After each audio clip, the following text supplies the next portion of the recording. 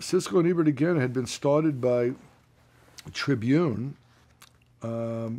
When I went to the University of Illinois, Roger was the editor of the Daily Illini, so I knew him from way back in school days. And Tribune was looking for a bigger distributor nationally, and when we could, I just jumped on it.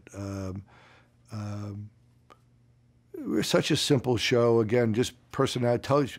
Television makes personalities. I've said this all along. You know, it's creates them, and it makes them.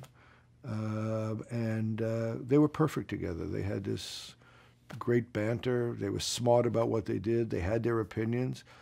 And let me tell you, two thumbs up became very important in America to do that. We didn't at the time take any movie advertising because we didn't want to appear biased.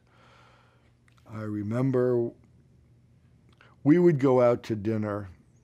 We saw each other all the time. We were good friends, but once a year we would go out to dinner. You and the critics, you mean? Gene and Roger and I. We all liked wine. We'd bring wine. And it was a night where we unofficially could say anything we wanted to each other. And about each other. About each other, or about reviews, or about the movies I made or was involved with and how they criticized stuff.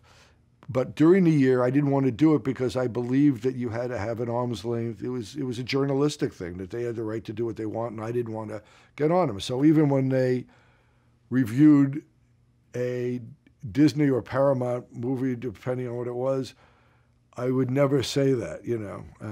I do remember when they reviewed, the year one year we went out, they reviewed Pretty Woman poorly. And I had at dinner, I said to them, if you do this again, guys, you're going to be out of business, not from me, but from the world, because they love it and they follow you, the people. And you got to, you got to what? You got to understand what the public wants also. And you think they do or did?